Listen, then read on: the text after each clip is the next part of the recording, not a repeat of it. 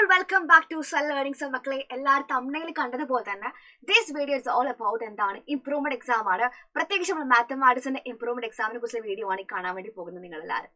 അതായത് ഒരുപാട് പേര് ചോദിച്ച കാര്യമാണ്, എങ്ങനെയാണ് ഇംപ്രൂവ്മെന്റ് എക്സാമിന് മാത്സിന് എങ്ങനെയാണ് പഠിച്ചു തുടങ്ങേണ്ടത്, ഏതൊക്കെ ടോപ്പിക്സ് ഇമ്പോർട്ടന്റ് ആണ്, ഏതൊക്കെയാണ് ഫോക്കസ് ചെയ്യേണ്ട ഏരിയാസ്, എപ്പോഴാണ് ക്ലാസ് സ്റ്റാർട്ട് ചെയ്യുന്നത്, എനിക്ക് ഒരുപാട് ഡൗട്ട്സ് നിങ്ങൾക്കിടയിൽ ഉണ്ടാവുമല്ലോ.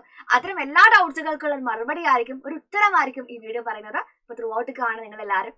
മക്കളെ +1 മാത്സില് പല കാരണങ്ങൾ കൊണ്ട് മാർക്ക് പോയവരുണ്ട്, മാർക്ക് കുറഞ്ഞു പോയവരുണ്ട്. അതായത് അശ്രദ്ധ കൊണ്ട്, പ്രോപ്പർ ആയിട്ട് ടൈം മാനേജ് ചെയ്യാണ്ട്, പറഞ്ഞ സമയത്തിനുള്ളിൽ തീർക്കാൻ കഴിയാതെ നിർത്തിപ്പോയവരുണ്ട്. അതൊന്നുമല്ലാതെ എക്സാമിന്റെ നിലവാരം കൊണ്ട് നമുക്ക് എന്ത് ചെയ്യാൻ പറ്റില്ല, കുറച്ച് ആൻസർ ചെയ്യാൻ വേണ്ടി പറ്റാത്ത ക്വസ്റ്റ്യൻസ് ഉണ്ടായിരുന്നു, അതുകൊണ്ട് മാർക്ക് കുറഞ്ഞു പോയവരുണ്ട്. അതൊന്നുമല്ലാതെ പഠിക്കാത്തത് കൊണ്ട് മാർക്ക് കുറഞ്ഞു പോയവരുണ്ട്. ഇതൊക്കെ എല്ലാവരും ഉണ്ട് അല്ലെ. നമ്മൾ ഭൂരിഭാഗവും എന്താണ് ഇംപ്രൂവ്മെന്റ് എക്സാം ആയിട്ടുള്ള മാത്സ് എഴുതുന്നവരായിരിക്കും എന്നറിയാം. മക്കളെ എന്ത് ചെയ്യുക, കുറെ കാര്യങ്ങൾ ശ്രദ്ധിക്കേണ്ടതുണ്ട്, മിസ് പറഞ്ഞുതരാം. അപ്പൊ അതിന് മുന്നോടിയായിട്ട് കുറച്ച് ബേസിക് കാര്യങ്ങൾ ശ്രദ്ധിക്കാനുണ്ട്. എക്സാമിന്റെ ഡേറ്റ് ആരും മറക്കരുത്, 25-ാം തീയതിയാണ്. ഈ മാസം 25-ാം തീയതി മക്കളെ നമ്മുടെ ഇംപ്രൂവ്മെന്റ് എക്സാം ആയിട്ടുള്ള മാത്സിന്റെ എക്സാം ആണ്. അറിയാൻ നിങ്ങൾക്ക് +1 മാത്സ് ഇംപ്രൂവ് ചെയ്യാൻ എഴുതുന്ന ഒരു എക്സാം ആണ് എന്ത് ഇംപ്രൂവ്മെന്റ് എക്സാം എന്ന് പറയുന്നത്. And a very important thing to note down എന്ന് പറയുന്നത് ഇതാണ്, വേറൊന്നുമല്ല. അതായത് മക്കളെ ഇപ്പത്തെ കറന്റ് ബാച്ച് ആയിട്ടുള്ള +1 മാത്സ് എക്സാമിന്റെ അതേ പേപ്പറാണ് നിങ്ങളുടെ ക്വസ്റ്റ്യൻ പേപ്പർ ഉണ്ടായിരിക്കുക, അതിലൊരു മാറ്റം ഉണ്ടാവില്ല. അതായത് നിങ്ങൾ ചെയ്യേണ്ട ഇത്ര മാത്രമേ ഉള്ളൂ, same date, same time, same question paper എന്നുള്ള ബോധം ഉണ്ടായിരിക്കണം. ഒരു മാറ്റവും ഇല്ല മക്കളെ. ഒരുപാട് പേര് ചോദിച്ചിട്ടുണ്ടായിരുന്നു അതിനെ കുറിച്ചിട്ട്.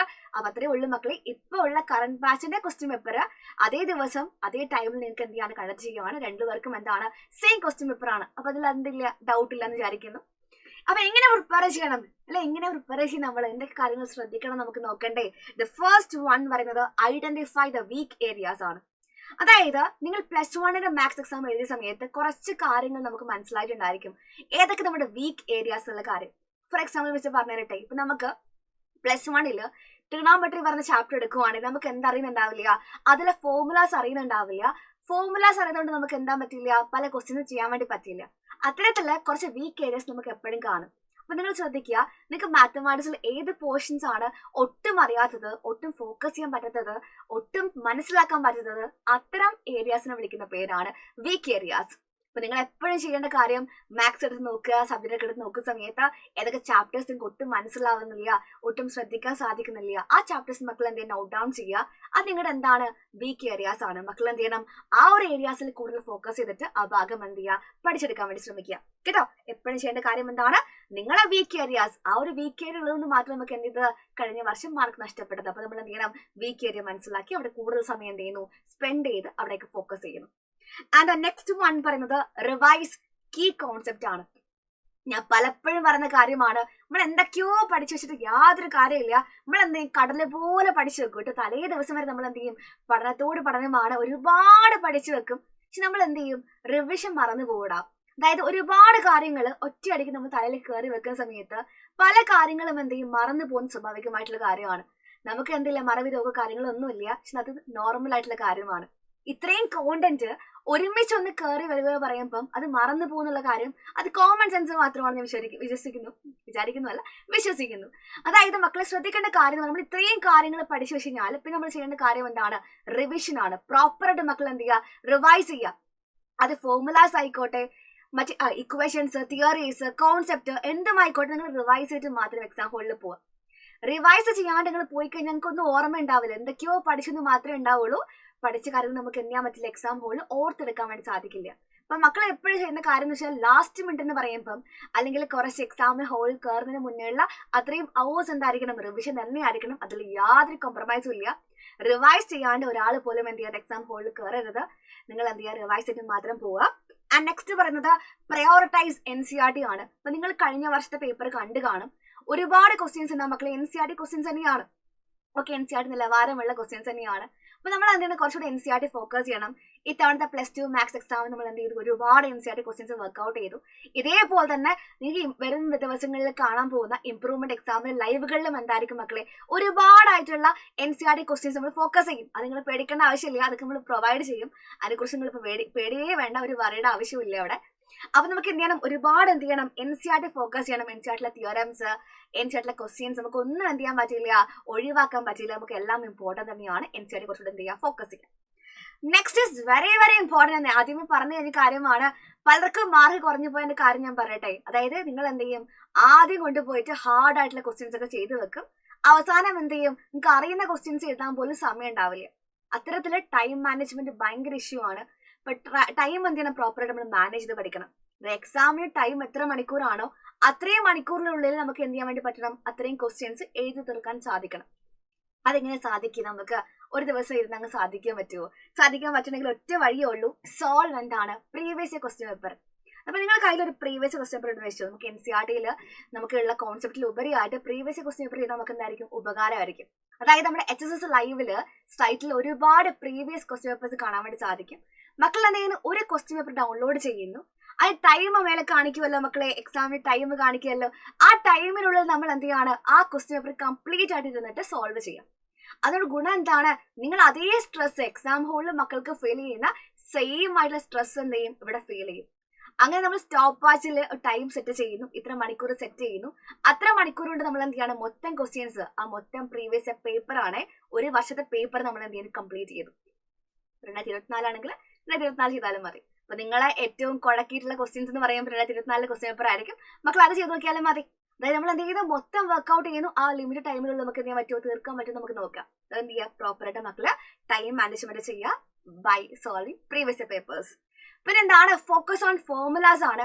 ഞാൻ എപ്പോഴും പറയാറുണ്ട്, നിങ്ങൾക്ക് എപ്പോഴും +2 തന്നതുപോലെ നമുക്ക് എന്ത് ചെയ്യാം, ഇത്തവണ ഇംപ്രൂവ്മെന്റ് എക്സാമിനും ഫോർമുല ഷീറ്റ് നമുക്ക് എന്ത് ചെയ്യാം, ഒരു റെക്കോർഡ് വീഡിയോ ആയിട്ട് അപ്ലോഡ് ചെയ്യാൻ വേണ്ടി ശ്രമിക്കാം. അതായത് ഓൾ ഇക്വേഷൻസ് ഇൻ 1 വീഡിയോ പറയുന്ന പോലെ തന്നെ എല്ലാ ചാപ്റ്റേഴ്സിന്റെയും എല്ലാ ഇക്വേഷനും നമുക്ക് എന്ത് ചെയ്യാം, ഒരു വീഡിയോ ആയിട്ട് ചെയ്യാം. അപ്പൊ ഭയങ്കര ഹെൽപ്ഫുൾ ആയിരിക്കും വിചാരിക്കുന്നു. എല്ലാ ഇക്വേഷൻ നിങ്ങൾ എന്ത് ചെയ്യണം, പഠിച്ചിരിക്കണം. സ്റ്റാർട്ടിലെ ഇക്വേഷൻസ്, ഓർമ്മയിൽ ഒരുപാട് ഇക്വേഷൻസ് ഉണ്ട്. പിന്നെ അതേപോലെ തന്നെ നമ്മൾ പറയുവാണെങ്കിൽ ട്രിഗണോമെട്രിയിൽ ഒരുപാട് ഇക്വേഷൻസ് ഉണ്ട്. പിന്നെ വലിയ വലിയ ഇക്വേഷൻസ് ചാപ്റ്റർ ലിമിറ്റ്സ് ആൻഡ് ഡെറിവേറ്റീവ്സിന്റെ ഇക്വേഷൻസ് ഉണ്ട്. അങ്ങനെ ഇക്വേഷൻസ് നമ്മൾ എന്ത് ചെയ്യണം, റിവൈസ് ചെയ്യേണ്ട ആവശ്യമുണ്ട്. അപ്പൊ നമുക്ക് എന്ത് ചെയ്യാം, ഒരു ഫോർമുല ഷീറ്റോ അല്ലെങ്കിൽ നമുക്കൊരു ഇക്വേഷൻസ് ഒക്കെ കൂട്ടിയിട്ട് ഒരു വീഡിയോ ഒക്കെ മിസ് എന്ത് ചെയ്യാം, അപ്ലോഡ് ചെയ്യാൻ വേണ്ടി പറയാം. അതേപോലെ അടുത്ത കാര്യം പറയുന്നത് പ്രാക്ടീസ് മോർ പ്രോബ്ലംസ് ആണ്. നിങ്ങൾ എപ്പോഴും ചെയ്യേണ്ട കാര്യം എന്ന് പറയുന്നത് ബയോളജിയോ ഫിസിക്സോ അതൊക്കെ എന്താണ്, കുറച്ച് ഭാഗം തിയറി ഉള്ള സബ്ജക്റ്റുകളാണ്. തിയറിയും പ്രോബ്ലംസും ഉണ്ട്, പക്ഷെ തിയറി ഉള്ള സബ്ജക്റ്റിനാണ് ഇപ്പൊ ഫിസിക്സ് ഒക്കെ പറയുവാണെങ്കിൽ. പക്ഷെ മാത്സിലേക്ക് വരുന്ന സമയത്ത് അത് കംപ്ലീറ്റ്ലി എന്താ മക്കളെ, തിയറിക്ക് ഒരു പ്രാധാന്യമില്ലാതെ മെയിൻലി എന്താണ്, ക്വസ്റ്റ്യൻസിലേക്ക് വരുവാണ്, പ്രോബ്ലംസിലേക്ക് വരുവാണ്. അപ്പൊ നമുക്ക് എന്തെങ്കിലും ഇത്തരം ക്വസ്റ്റ്യൻസ് ഒന്നും ഇത്തരം പ്രോബ്ലംസ് ഒന്നും എന്ത് ചെയ്യാൻ പറ്റില്ല, വായിച്ച് പഠിക്കാൻ സാധിക്കില്ല. വായിച്ച് പഠിച്ച് പോയി കഴിഞ്ഞാൽ നമ്മൾ എന്ത് ചെയ്യും, പല സ്റ്റെപ്പിലും സ്റ്റെക്കായിട്ട് നിൽക്കാറുണ്ട്. അപ്പൊ നമുക്ക് ഒരിക്കലും എന്ത് ചെയ്യാൻ പറ്റില്ല, തിയറി പോലെ വായിച്ച് പഠിക്കാൻ പറ്റിയ സബ്ജക്റ്റ് അല്ല മാത്തമാറ്റിക്സ് എന്ന് മനസ്സിലാക്കുക. മാത്തമാറ്റിക്സ് നിങ്ങൾ എപ്പോഴും എന്ത് ചെയ്യണം, ചെയ്ത് മാത്രം പഠിക്കുക. ചുമ്മാ ഇങ്ങനെ വായിച്ച് പഠിക്കേണ്ട സാധനമല്ല എന്ന് ആദ്യം മനസ്സിലാക്കുക. സ്വന്തമായിട്ട് ടൈം എടുത്ത് എന്ത് ചെയ്യുക, പ്രോബ്ലം സോൾവ് ചെയ്ത് പഠിക്കുക. ചുമ്മാ റഫായിട്ട് എന്തെങ്കിലും ഒരു വൃത്തിയോ കാര്യങ്ങളോ ഒന്നും വേണ്ട, ഒരു പേപ്പർ എടുത്ത് റഫായിട്ട് മക്കൾ എന്ത് ചെയ്യുക, ക്വസ്റ്റ്യൻ ചെയ്ത് പഠിക്കുക. അപ്പൊ അത് ഇമ്പോർട്ടന്റ് ആയിട്ടുള്ള കാര്യമാണ്. എന്ത്, പ്രാക്ടീസ് മോർ പ്രോബ്ലംസ് എന്നുള്ള പറയുന്ന കാര്യം. കൂടുതൽ ക്വസ്റ്റ്യൻസ് മക്കൾ എന്ത് ചെയ്യുന്നു, പ്രാക്ടീസ് ചെയ്യുന്നു. ഇനി കുറച്ച് കാര്യം എന്ന് പറഞ്ഞാൽ എക്സാം ഡേയിലെ ടിപ്സ് ആണ്. എക്സാം എഴുതുന്ന സമയത്ത് ശ്രദ്ധിക്കേണ്ട കാര്യം നമുക്ക് നോക്കാം. അതായത് ഫസ്റ്റ് ഇമ്പോർട്ടന്റ് തിങ് ആണ്, read the question carefully before starting. Start ചെയ്യുന്നതിന് മുന്നേ ക്വസ്റ്റ്യൻ നമ്മൾ വായിച്ചിട്ട് മാത്രം സ്റ്റാർട്ട് ചെയ്യുക. പലരും എന്താ ചെയ്യുന്ന അറിയോ, ക്വസ്റ്റ്യൻ 2 സെന്റൻസ് ഉണ്ടെങ്കിൽ 1ാമത്തെ സെന്റൻസ് വായിക്കും, അപ്പോഴേക്ക് എന്ത് ചെയ്യും, ക്വസ്റ്റ്യൻ ആൻസർ ചെയ്ത് സ്റ്റാർട്ട് ചെയ്യും. ചിലപ്പോൾ അതൊന്നും ആയിരിക്കില്ല ചോദിച്ചിട്ടുണ്ടാവുക, നിങ്ങൾ എന്ത് ചെയ്യും, അപ്പോഴേക്ക് ആൻസർ കിട്ടി പോയിട്ടുണ്ടാവും. ക്വസ്റ്റ്യൻ പ്രോപ്പറായിട്ട് വായിക്കണം. നിങ്ങൾ ചിന്തിക്കുന്നത് എന്താണ് മക്കളെ, ആ 2 സെന്റൻസ് ആണ്, 2 സെന്റൻസ് വായിച്ചിട്ട് മനസ്സിലാക്കിയതിന് ശേഷം മാത്രം എന്ത് ചെയ്യുക, ആൻസർ എഴുതുക. അല്ലെങ്കിൽ നമുക്ക് എന്ത് ചെയ്യും, നമുക്ക് ആൻസർ ശരിയായിരിക്കും കിട്ടുന്നത്, അല്ല തെറ്റ് നമുക്ക് കിട്ടും. അപ്പൊ എന്താണ്, മാർക്ക് നഷ്ടപ്പെടുകയും ചെയ്യും. ആൻഡ് അടുത്ത മക്കളെ, അറ്റംപ്റ്റ് ഈസി ക്വസ്റ്റ്യൻസ് ഫസ്റ്റ്. അത് ആദ്യമേ ഞാൻ പറഞ്ഞു കഴിഞ്ഞ കാര്യമാണ്. പ്രോപ്പർ ടൈം മാനേജ്മെന്റിൽ അത് പെടുന്ന കാര്യമാണ്. നിങ്ങൾ ആദ്യം ഏറ്റവും ഈസി ആയിട്ട് നിങ്ങൾക്ക് ഏറ്റവും പെട്ടെന്ന് ചെയ്യാൻ വേണ്ടി പറ്റിയ ക്വസ്റ്റ്യൻസ് ഇല്ലേ, നിങ്ങൾക്ക് അത്രയും കോൺഫിഡന്റ് ആയിട്ടുള്ള ക്വസ്റ്റ്യൻസ് ഇല്ലേ, അതൊക്കെ എന്ത് ചെയ്യുക, ആദ്യം സോൾവ് ചെയ്യുക. ഭയങ്കരമായിട്ട് അറിയാത്ത ക്വസ്റ്റ്യൻസ് നമ്മൾ എന്ത് ചെയ്യരുത്, ആദ്യമേ സ്റ്റാർട്ട് ചെയ്ത് കഴിഞ്ഞാൽ നമുക്ക് ഒരുപാട് സമയം അവിടെ സ്പെൻഡ് ആവും. അപ്പൊ അറിയുന്ന ക്വസ്റ്റ്യൻസ് ഒക്കെ എന്ത് ചെയ്യുക, ആദ്യം ചെയ്ത് പഠിക്കുക. ഇനി അറിയുന്ന ക്വസ്റ്റ്യൻ ചെയ്ത് പഠിച്ചില്ലെങ്കിൽ എന്താ ബുദ്ധിമുട്ട്, നമ്മൾ അറിയാത്ത ക്വസ്റ്റ്യൻസിൽ ഒരുപാട് സമയം സ്പെൻഡ് ചെയ്തിട്ട് അറിയുന്ന ക്വസ്റ്റ്യൻസ് ചെയ്യാൻ പോലും നമുക്ക് എന്തുണ്ടാവില്ല, എക്സാം പോലും ടൈം ഉണ്ടാവാത്തൊരവസ്ഥ വരും. അതുകൊണ്ട് ഈസി ആയിട്ടുള്ള ക്വസ്റ്റ്യൻസ് പെട്ടെന്ന് നമ്മൾ എന്ത് ചെയ്യാൻ പറ്റും, ചെയ്തെടുക്കാൻ വേണ്ടി പറ്റിയ ക്വസ്റ്റ്യൻസ് ഒക്കെ എന്ത് ചെയ്യുക, സ്റ്റാർട്ടിംഗിൽ എഴുതുക. നെക്സ്റ്റ് എന്താണ്, show step by step solution for full mark. ഒരുപാട് പേര് ചോദിക്കും, മിസ് ട്രിക്ക് ഉപയോഗിച്ചാൽ പോലെ ചോദിക്കും. മക്കളെ ട്രിക്ക് ഒക്കെ നിങ്ങൾക്ക് ഉപയോഗിക്കാം, ഒരു കുഴപ്പമില്ല, പക്ഷെ മാർക്ക് നോക്കി മാത്രം ഉപയോഗിക്കുക. ഇപ്പൊ 6 മാർക്കിന് ഇപ്പൊ സ്റ്റാർട്ടിൽ ഒരു ക്വസ്റ്റ്യൻ ആണെങ്കിൽ ഇപ്പൊ നിങ്ങൾ ട്രിക്ക് ഉപയോഗിച്ചിട്ട് ആൻസർ എഴുതി കഴിഞ്ഞാൽ നമുക്ക് എത്ര മാർക്ക് കിട്ടും, 1 മാർക്ക് കിട്ടും. കാരണം ഈ 6 മാർക്ക് എന്ന് പറയുന്നത് 6 മാർക്ക് സ്പ്ലിറ്റ് ആവുന്നത് 1, 1, 2 അങ്ങനെ ആയിരിക്കാം. 2 അതായത് നിങ്ങൾ ശ്രദ്ധിക്കേണ്ട കാര്യം പറയുന്നത് പല സ്റ്റെപ്പിനും പല മാർക്കുണ്ട്. ഫോർ എക്സാമ്പിൾ മെയിൻ ഫൈൻഡിങ്ങിലാണെങ്കിൽ ആ ടേബിളിന് വരെ മാർക്ക് ഉണ്ടാവാറുണ്ട്. അപ്പൊ നിങ്ങൾ ട്രിക്ക് ഉപയോഗിച്ചിട്ട് ഫൈനൽ ആൻസർ മാത്രം എഴുതിയിട്ട് കാര്യമില്ല. സ്റ്റെപ്പ് ബൈ സ്റ്റെപ്പ് മക്കൾ എന്തെങ്കിലും സൊല്യൂഷൻ എഴുതി മാത്രം കാണിക്കുക. It's very important. അത് നിങ്ങൾ കാണിക്കുവാണ്. ഇതൊക്കെ ഇമ്പോർട്ടൻ്റ് ആയിട്ടുള്ള കാര്യമാണ്. നോട്ടീസ് ചെയ്യണം. നിങ്ങൾ മറന്നു പോരുത്. നിങ്ങൾക്ക് അത്ര മാത്രമേ പറയാനുള്ളൂ. അതുപോലെ മക്കൾ എന്താണ്, നിങ്ങൾ എന്ത് കാര്യം ചെയ്യുമ്പോഴും ഇപ്പൊ +1 നമുക്ക് മാത്തമാറ്റിക്സിൽ എന്തുണ്ട് മക്കളെ, കാൽക്കുലേറ്റേഴ്സ് അലൗഡ് ആണ്. നിങ്ങൾക്ക് അറിയുന്ന കാര്യമാണെന്ന് വിചാരിക്കുന്നു. എന്നിരുന്നാൽ പോലും തെറ്റിക്കുന്നവരുണ്ട്. അപ്പൊ നിങ്ങളിപ്പോ മെയിൻ ഫൈൻഡിങ്ങിന്റെ ക്വസ്റ്റ്യൻ ആണെങ്കിൽ മക്കൾ എന്ത് ചെയ്യും, ആദ്യം ഒരു റോ ഫില്ല് ചെയ്ത് കഴിഞ്ഞിട്ട് നെക്സ്റ്റ് റോ ഫില്ല് ചെയ്യും. ഇവിടെ എഴുതുന്ന ഒരു വാല്യൂല് ഒരു മൈനസ് സിമ്പലോ ഒരു ഡെസിമലിന്റെ വാല്യൂ ഡിഫറൻസ് വന്നാൽ പോലും നമുക്ക് എന്ത് ചെയ്യും, ഫൈനൽ ആൻസർ ആകെ മൊത്തം മാറും. നിങ്ങൾക്ക് കാൽക്കുലേറ്റേഴ്സ് ഉണ്ടല്ലോ. കാൽക്കുലേറ്റേഴ്സ് ഉണ്ടെങ്കിൽ മക്കൾക്ക് എന്ത് ചെയ്യാം, ശരിയായിട്ടുള്ള ഉത്തരം വൃത്തിയായിട്ട് നോക്കിയിട്ട് എന്ത് ചെയ്യാം, എഴുതി വെക്കാൻ വേണ്ടി സാധിക്കുമല്ലോ. അവിടെ മിസ്റ്റേക്ക് വരുത്താതിരിക്കുക. ഇനി എന്തെങ്കിലും കാൽക്കുലേഷനിൽ ഡിഫിക്കൽട്ടി ഫീൽ ചെയ്യുവാണെങ്കിൽ സൈഡിൽ മക്കൾ എന്ത് ചെയ്യുക, ഒന്ന് ചെയ്ത് നോക്കുക ശരിയാണെന്നുള്ള കാര്യം. അത്രേ ഉള്ളൂ കാര്യം ചെയ്യാനായിട്ട്. പിന്നെന്താണ്, don't leave any question unanswered. ഒരേ ക്വസ്റ്റ്യൻ പോലും എന്ത് ചെയ്യരുത് മക്കൾ, എഴുതാതിരിക്കരുത്. നിങ്ങൾക്ക് അറിയുന്ന കാര്യങ്ങൾ എന്താണോ അവിടെ എഴുതി വെക്കുക. ഒരു ക്വസ്റ്റ്യൻ പോലും സ്കിപ്പ് ചെയ്യരുത്. എന്തെങ്കിലും നിങ്ങൾക്ക് എഴുതാൻ വേണ്ടി സാധിക്കുമല്ലോ, അത് എഴുതി വെക്കുക. ഒന്നും അറിയില്ലെങ്കിൽ എന്തെങ്കിലും എഴുതി വെക്കുക, അല്ലെങ്കിൽ അറിയുന്ന കാര്യങ്ങൾ എഴുതി വെക്കുക. അപ്പോൾ ഒരു ക്വസ്റ്റ്യൻ പോലും എന്ത് ചെയ്ത് സ്കിപ്പ് ചെയ്യരുത്. ഇത്രയും കാര്യങ്ങൾ മക്കൾ എന്ത് ചെയ്യണം, ഇംപ്രൂവ്മെന്റ് എക്സാമിന് ഫോക്കസ് ചെയ്യേണ്ട കാര്യങ്ങളാണ്. ഇനി നിങ്ങൾക്ക് ബാക്കിയുള്ള ഡൗട്ട് ഞാൻ പറയട്ടെ എന്താണെന്നുള്ളത്. ഇംപ്രൂവ്മെന്റ് എക്സാമിന്റെ ക്ലാസ്സുകൾ എന്ന് ആരംഭിക്കുന്നുള്ളതാണ്. മക്കളെ നിങ്ങൾക്ക് മാത്സിന്റെ എക്സാമിന് മുന്നോടിയായിട്ട് ഫിസിക്സിന്റെ ഇംപ്രൂവ്മെന്റ് എക്സാം ഉണ്ട്. അതിന് മുന്നോടിയായിട്ടുള്ള സബ്ജക്റ്റുകൾ ഉണ്ട്. അപ്പൊ നമുക്ക് അത് തീർന്നതിന് ശേഷം മാത്രമേ എന്ത് ചെയ്യാൻ പറ്റുള്ളൂ, മാത്സിന്റെ ക്ലാസ്സുകൾ ആരംഭിക്കാൻ വേണ്ടി സാധിക്കുള്ളൂ. നമുക്ക് എല്ലാ സബ്ജക്റ്റും എന്താണ് ഒരുപോലെ ഇമ്പോർട്ടന്റ് തന്നെയാണ്. അതുകൊണ്ട് നമ്മൾ എന്ത് ചെയ്യും, 22-ാം തീയതി ആയിരിക്കും നിങ്ങളുടെ +1 ഇംപ്രൂവ്മെന്റ് ക്ലാസ്സുകൾ ആരംഭിക്കുന്നുണ്ടാവുക. നമുക്ക് അടിപൊളിയായിട്ട് ഗംഭീരമായിട്ട് എല്ലാ കാര്യങ്ങളും പഠിക്കണം. എല്ലാ കാര്യങ്ങളും എന്ന് പറയുമ്പോൾ NCERT കൂടുതൽ ഫോക്കസ്ഡ് ആയിട്ട് മോസ്റ്റ് ഇമ്പോർട്ടൻറ്റ് ക്വസ്റ്റ്യൻസ് അടക്കം എല്ലാ ക്വസ്റ്റ്യൻസും നമുക്ക് എന്ത് ചെയ്യാൻ ഡിസ്കസ് ചെയ്യണം. ടോപ്പ് ലെവൽ ക്വസ്റ്റ്യൻസ് ഒക്കെ നമുക്ക് എന്ത് ചെയ്യണം, ചെയ്ത് പഠിക്കണം. അപ്പൊ നിങ്ങൾ അതിനെക്കുറിച്ചൊന്നും പേടിക്കേണ്ട ആവശ്യമില്ല. നിങ്ങൾക്ക് +1 ആവശ്യമായിട്ടുള്ള മാത്സിലെ മുഴുവൻ സിലബസ് നമ്മൾ എന്തെങ്കിലും കവർ ചെയ്യുന്നതായിരിക്കും. അതിനെക്കുറിച്ചൊന്നും ഒരു പേടിയും വേണ്ട. എപ്പോഴും ചോദിക്കുന്ന കാര്യമാണ്, ക്ലാസ് ഉണ്ടാവില്ല എന്നുള്ള ചോദ്യം. ആ ചോദ്യത്തിന് പ്രസക്തി പോലും ഇല്ല. എന്തായാലും പ്രസക്തി പോലും ആ ചോദ്യത്തിന് ഇല്ല മക്കളെ. ബിക്കോസ് എന്തായാലും എന്താണ് ക്ലാസ്സുകൾ പ്രൊവൈഡ് ചെയ്യുന്നതായിരിക്കും.